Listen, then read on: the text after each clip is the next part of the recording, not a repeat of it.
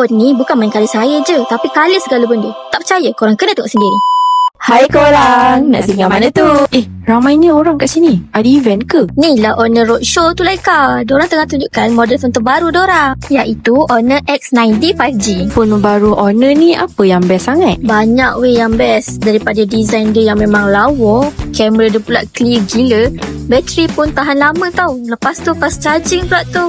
Sesuai lah untuk orang yang suka buat konten macam kita ni. Ush, ni macam special made untuk kita je Kak Wani. Sebab kita kan selalu buat konten kan? Ya betul. And ni dia nak buat demo sekali. Yang ni drainage and dust removal. Bila phone tu direndam dalam air ataupun dimasukkan dalam tepung, phone tu boleh remove sendiri air dan tepung tersebut. Next, kita nak pergi screen challenge. Jap, apa dia buat tu? Dia tengah tembak paku dekat phone ke?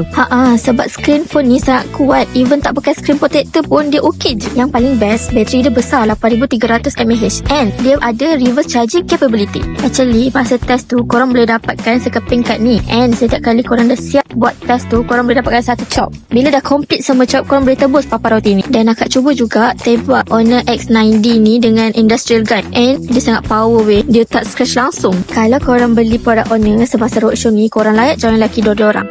Ada banyak hadiah menarik untuk korang menangi, antaranya Honor Pet Tent, Honor Robot Cleaner and Honor Luggage. Menarik kan? Sempat lagi ke kalau orang lain nak datang ni? Sempat. Roadshow ni sehingga 26 Oktober 2025. So, kalau korang nak cari phone yang tahan lasak, kalis air semua tu, korang patut datang ke Honor Roadshow di Peredamal JB ni. So, lepas ni kita nak singgah mana pula?